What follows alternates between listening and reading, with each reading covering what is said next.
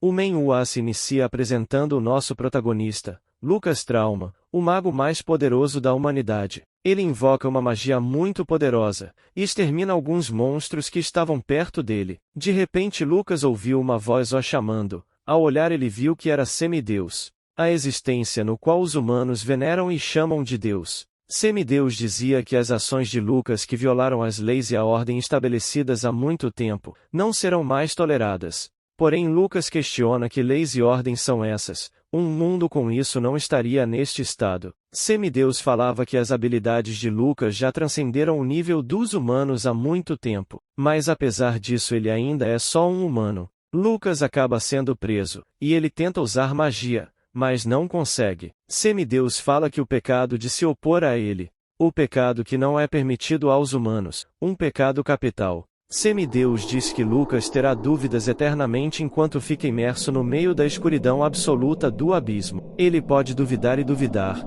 eventualmente irá duvidar de sua própria existência.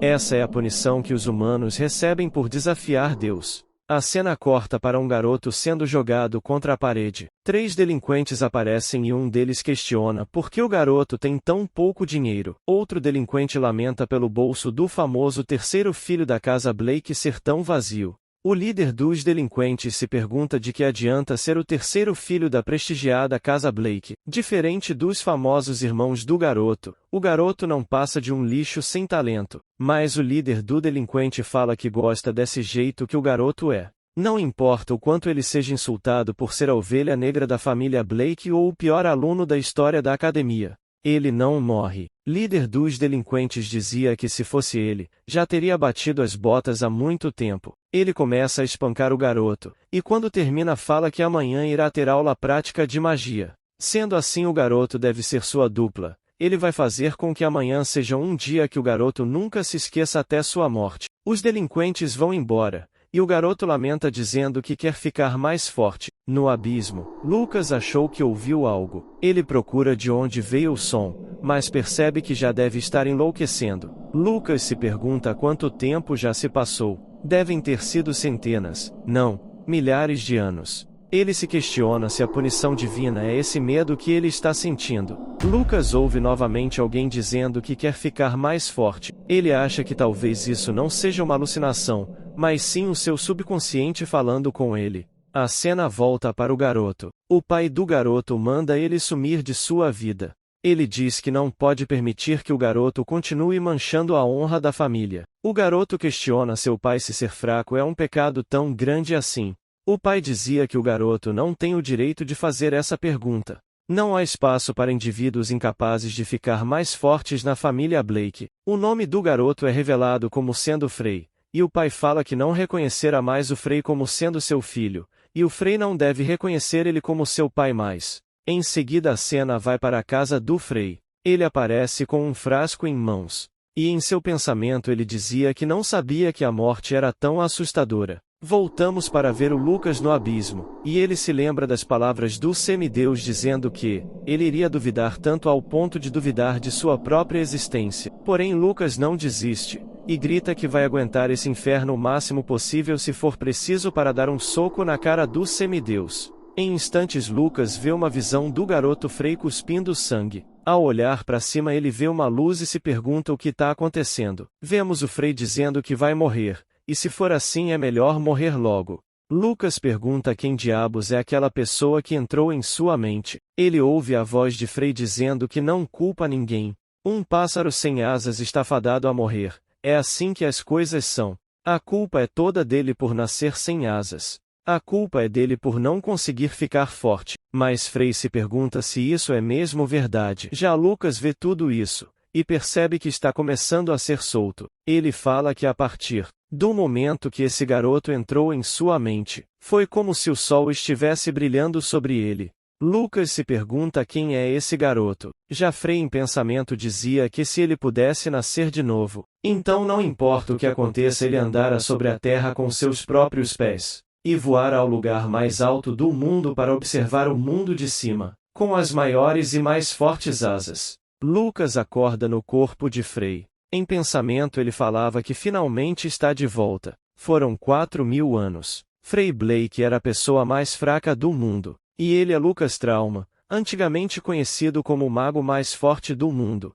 A partir de agora ele é Frei e Frei é ele. Já que Frei o deu liberdade, ele o dará asas. Lucas aponta o dedo para cima e chama Semideus, aquele louvado como um deus. Ele pede para Semideus esperar só um pouco, não vai demorar muito. Definitivamente ele vai se vingar. Em breve ele irá fazer uma visitinha. Depois de uma noite inteira de treino, o prota percebe que atingiu o nível de um mago de 5º grau. Mas de repente, seu corpo começa a vomitar.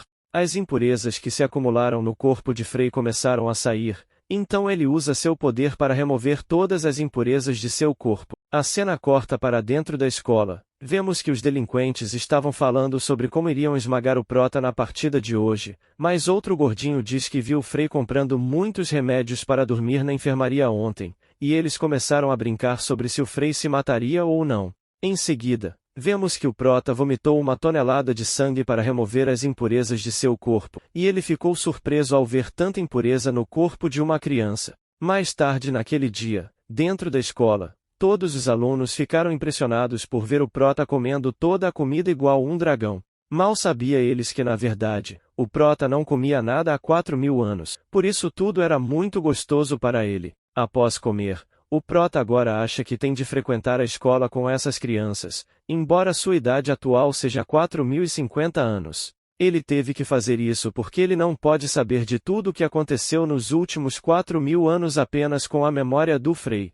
Ele entra em sua classe, mas o delinquente o impede. O delinquente pede ao prota que lhe entregue 10 tickets de almoço que ele perdeu em uma aposta sobre se o prota se mataria ou não. Quando o gordinho começou a assediar o prota, seu corpo começou a tremer, e Lucas percebeu que essa era a lembrança do verdadeiro Frei. Portanto, esse delinquente deve ser a razão pela qual Frei tirou a própria vida. Quando o gordinho ia atacar o prota, ele se teletransportou rapidamente para trás das costas do gordinho. A classe inteira ficou impressionada ao ver como o prota de repente ficou atrás do gordinho. Mas uma garota chamada Isabelle conseguiu ver o que prota fez. O gordinho ataca o prota novamente, mas o prota lhe dá um soco na velocidade da luz, fazendo o gordinho voar. O prota agora está muito envergonhado porque o mago mais forte da humanidade acabou de dar um soco em uma criança, mas agora todos os outros estão em choque total com as ações dele. O professor chamado Jill chega na sala e percebe os traços de uma habilidade marcial usada com mana no corpo gordo. Jill ficou chocado pois não deveria haver ninguém tão talentoso mesmo entre os professores. O professor Jill saiu para cuidar do gordo, e o outro professor calvo que vai dar a aula hoje. O professor calvo era um tarado e tinha intenções muito ruins com as alunas, principalmente com Isabelle. O professor calvo percebe que o prota também está presente em sua aula de hoje. As meninas estavam conversando umas com as outras sobre como elas realmente não gostam do professor calvo, o porco sujo que começa a sorrir sempre que vê uma aluna. O professor calvo pergunta ao prota como ele veio assistir à aula de hoje. O prota, que não sabia do comportamento do professor calvo, pede perdão e diz que estava ocupado. As meninas murmuram entre si que o prota não assiste às aulas do calvo porque ele era sempre maltratado quando aparecia. O professor calvo pergunta ao prota se ele tem coisas mais importantes do que sua aula. Nosso prota responde alegremente que sim. O professor fica puto e fala que tem uma pergunta para o prota. O professor ainda diz que se ele não conseguir responder nem mesmo a uma única pergunta, o prota terá de assumir a responsabilidade por essa atitude desafiadora agora mesmo. O professor calvo pede que ele diga o nome de 3 itens que foram usados pelo guerreiro mágico Rei Kassadin. O prota ficou chocado por um momento e perguntou se ele acabou de dizer Kassadin. Vemos a memória do prota de 4.000 anos atrás. Um artista marcial muito forte destrói uma montanha inteira com um único soco. O prota vem por trás dele e diz para ele para fazer isso com moderação, caso contrário, ele apagará todas as montanhas. Nesse ritmo, ele cuidará dos animais selvagens depois que eles perderem suas casas? O guerreiro que destruiu a montanha há pouco não era outro senão o guerreiro mágico Kassadin, que era um velho amigo do prota. Kassadin serve um chá pro prota e volta a treinar. O prota pergunta a ele como ele vai se casar se tudo o que sabe fazer é treinar. Kassadin responde que o prota é igual. Ele também não entende o coração das mulheres. Kassadin fala que o amor e a afeição são pensamentos malignos, Aqueles que não conseguem domar seus desejos não conseguirão se manter de pé, e um artista marcial deve ver as mulheres como pedras. O prota diz que, desde que essas pedras sejam bonitas, não tem problemas. De volta ao presente, todos os alunos pensaram que o prota estava ferrado porque isso nem sequer é mencionado claramente nos livros.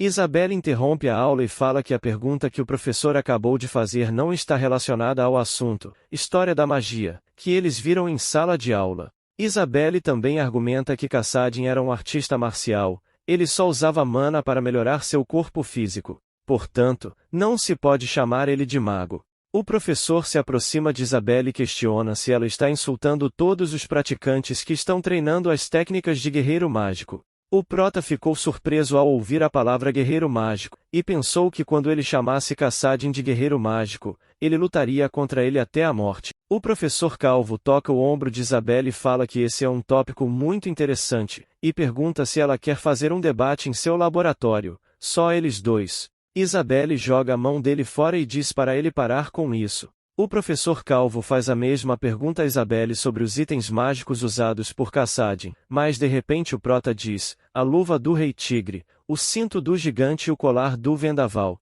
Kassadin era um minimalista, então esses eram os únicos itens que ele usava. Todos os alunos estavam olhando para o prota com uma expressão de surpresa, então o prota perguntou se ele estava errado. O professor responde que não. Ele está certo, e se vira para Isabelle dizendo que ela não tem respeito e boas maneiras. Ele agarra a mão de Isabelle e manda ela o seguir a seu laboratório imediatamente. O prota pergunta ao professor Calvo se ele sabe o que Kassadin costumava dizer o tempo todo. Sentimentos de amor e afeição são pensamentos malignos que podem perturbar a compostura de um artista marcial. Um artista marcial deve ver as mulheres como meras pedras. Aqueles que se apaixonam por seus desejos e se esquecem de seus deveres não conseguirão se manter em pé e se transformarão em criaturas piores do que as bestas inferiores. O Calvo pergunta ao prota o que ele está tentando dizer, e o prota responde que estava pensando que talvez Kassadin estivesse errado depois de ver como o Calvo está perfeitamente de pé.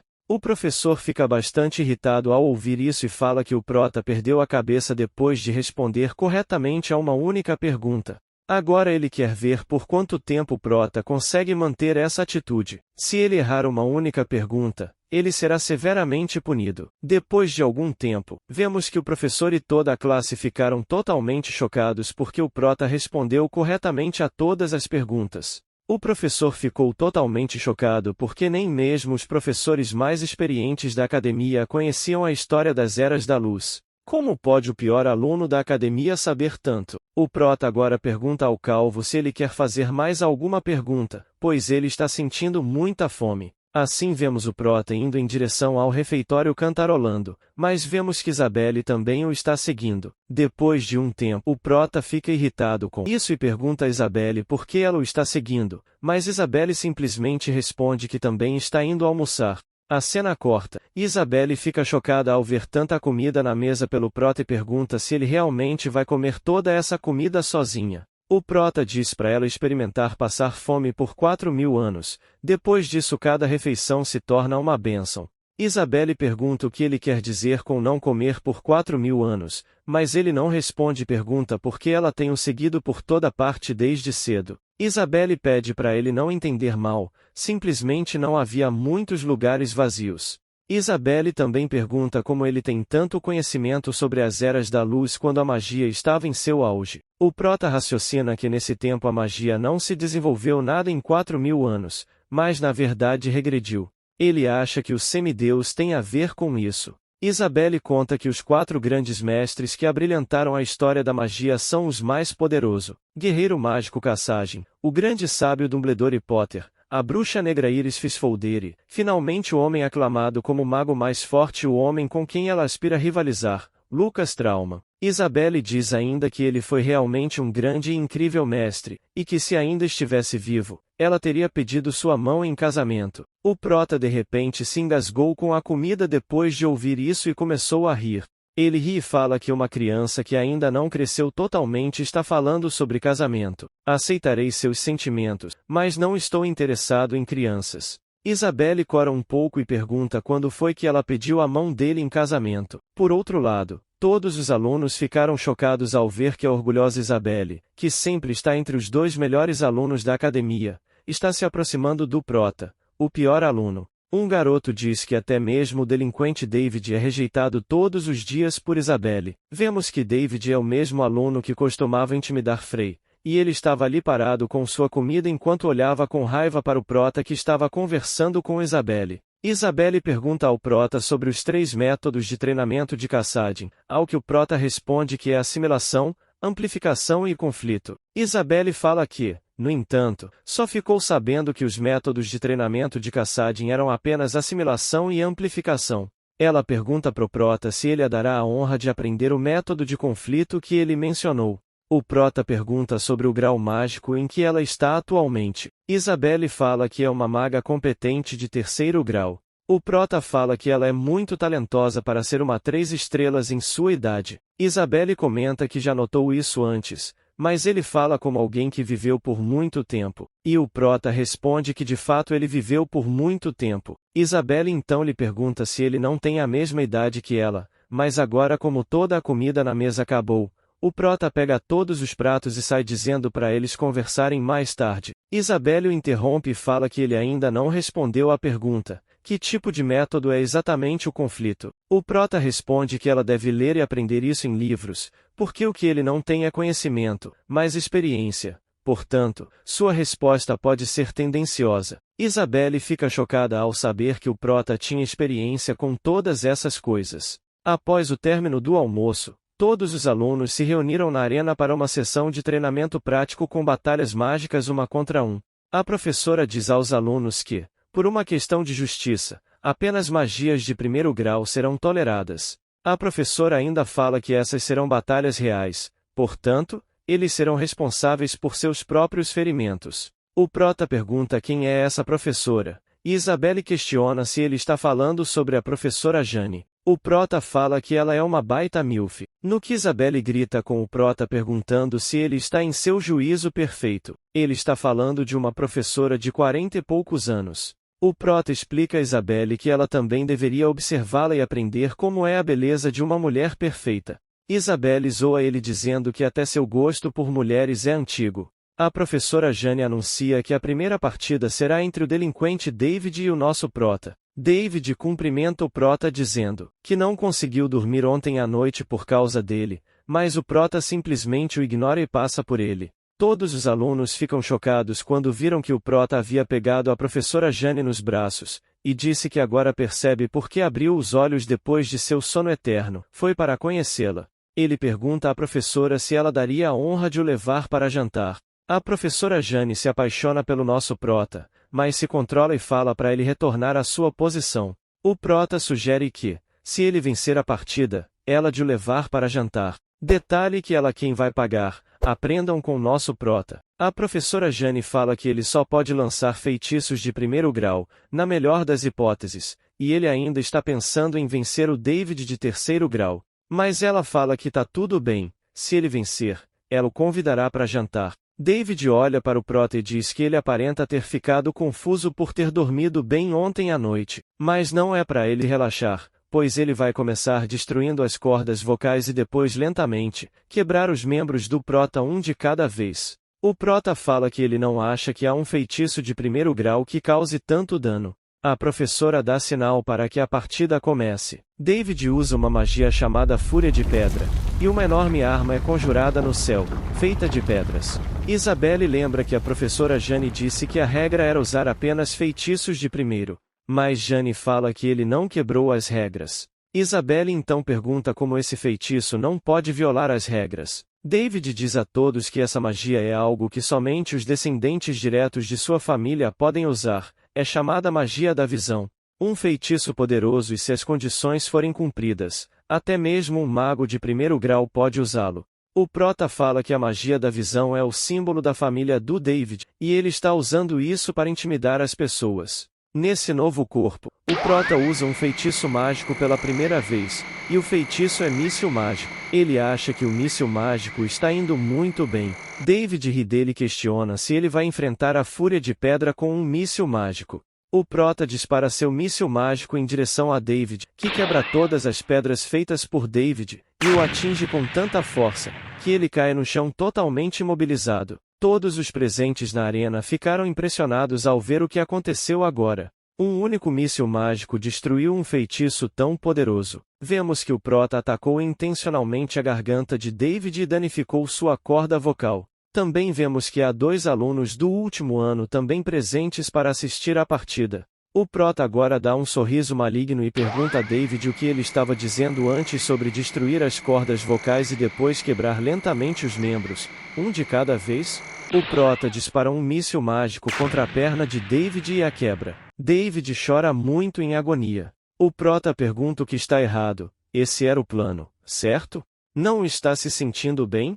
Isabelle fala para a professora Jane que eles já têm um vencedor, mas Jane diz que David ainda não declarou sua derrota. Isabelle tenta argumentar que a garganta de David está destruída, mas Jane lembra que disse para lutar a partida como se fosse uma batalha real. O Prota fala pro David para não se preocupar, ele não é um cara mau como o David, então ele vai parar apenas nas pernas e não quebrar as suas mãos. Ele começa a se afastar, mas de repente, o Prota se vira e quebra outra perna do David, também usando um míssil mágico. Em seguida vemos que a escola inteira estava falando sobre como um aluno lixo chamado Frey derrotou um mágica de 3º grau e o mandou para casa com as cordas vocais destruídas e as pernas quebradas. Havia até um boato de que Frey poderia ter feito um contrato com o diabo. Vemos um dos alunos mais velho que estava assistindo a luta propor que o Prota entre para os Anéis de Trauma. O veterano diz ainda que, como estudante da academia, ele já deve ter ouvido falar da Assembleia de Estudantes que representa a Academia de Vestrud. Eles não são um grupo qualquer que qualquer um pode participar, somente aqueles que eles selecionam pessoalmente têm acesso a ela. O Prota estava se perguntando se poderia ser chamado de invasão de privacidade se eles usarem seu nome sem sua permissão.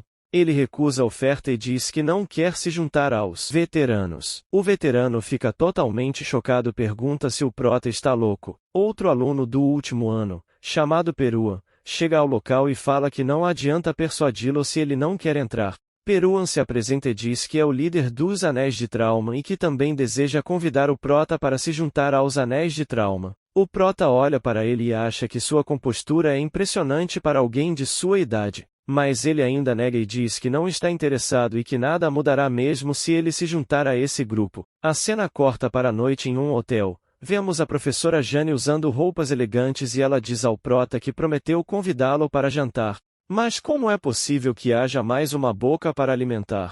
Isabelle também entrou ali seguindo o Prota, e o mesmo estava pedindo que ela deixasse a comida e fosse embora dali. Isabelle fala educadamente para ele não se importar com ela, pois ela definitivamente não seguiu eles dois porque estava preocupada. O Prota perde a cabeça e pergunta se ela não pode simplesmente ir embora. Há um limite para o quão chata ela pode ser. Isabelle responde que não importa o quanto ela tenha procurado, ela não encontrou nenhuma informação sobre conflito. O que ele quer que ela faça quando nem mesmo ele a está ensinando? Ela não tem escolha a não ser segui-lo até que ele ensine. A professora Milf interrompe e pergunta se ela está falando sobre o método de treinamento de Kassadin. Surpresa, Isabelle pergunta se a professora Jane também sabe disso. Jane responde que ouviu rumores sobre isso na instituição de magos, mas não importa o quanto ela procurasse nos registros, ela não conseguiu encontrar nada. A professora Jane também fala que se o Prota conhece esse método de treinamento, e se ele não estiver blefando, ela também gostaria de saber mais sobre isso. O Prota vai e coloca as mãos no ombro da Milf e diz que em vez disso, ele pode lhe ensinar coisas mais interessantes. O Prota ainda pergunta sobre o que ela acha deles continuarem conversando no quarto. A professora Jane, que estava sendo totalmente seduzida, se pergunta por que está reagindo dessa forma a um estudante 20 anos mais jovem que ela. Ambos aproximam os lábios um do outro no calor do momento para se beijarem, mas de repente, antes que seus lábios possam se encontrar, Isabelle interrompe dizendo para ele parar de agir de forma tão vergonhosa com a professora. Em seguida vemos que o Prota está sozinho do lado de fora se perguntando se o semideus estiver realmente controlando o mundo. Ele certamente teria apagado todos os traços de sua existência, mas mesmo depois de 4.000 anos, as informações sobre ele e seus amigos mal foram manipuladas. Ele se pergunta se isso significa que ainda há pessoas seguindo a vontade deles e lutando por aí. Vemos Isabelle sendo seduzida pela aparência do nosso prota na luz do luar. O prota pergunta para Isabelle quem é a pessoa mais forte da academia. Isabelle questiona por que ela deveria responder sendo que ele nem mesmo respondeu à pergunta dela. O prota então fala que vai responder se ela responder também. Isabelle fica muito animada ao ouvir isso. Ela revela que o mais forte entre os estudantes é Perua, e entre os professores, são os professor Jill e a professora Adélia. No entanto, a pessoa mais forte entre todos eles é provavelmente sua tia. O prota pergunta quem é a tia dela,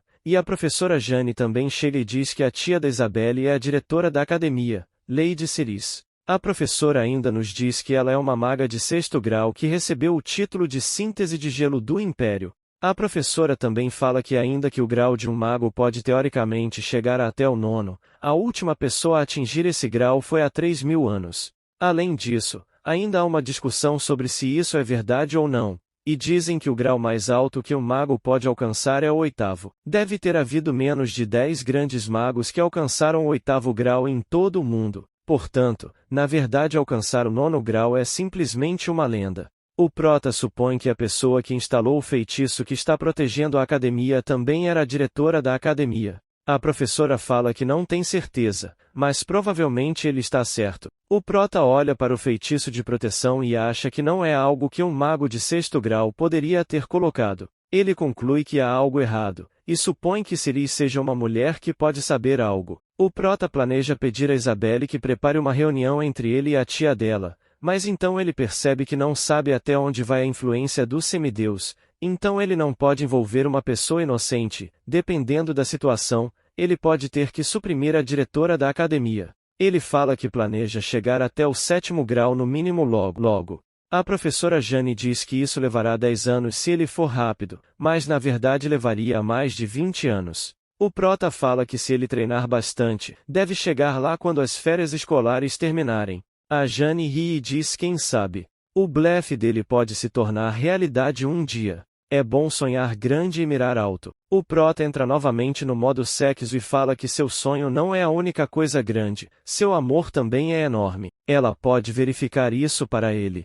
A Isabelle interrompe de novo e diz que ele deve tomar cuidado de a partir de agora. Se ele continuar agindo de forma vergonhosa com a professora, ela vai denunciar isso à sua tia. O prota fica puto e fala que é por isso que ele não gosta de pessoas como ela. Até a professora Milf concorda e fala que essas pessoas são muito chatas. O prota acha que não há necessidade de ter pressa, ele só precisa fazer o que pode por enquanto sem cometer erros.